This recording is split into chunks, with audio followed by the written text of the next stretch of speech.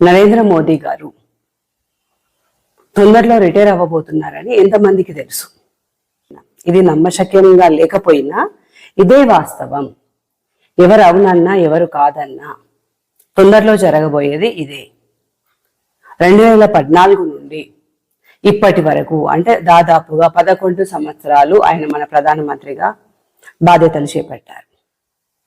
కానీ సెప్టెంబర్ 17వ తేదీకి ఆయన ఏజ్ 75 years కంప్లీట్ అవుతున్నాయి.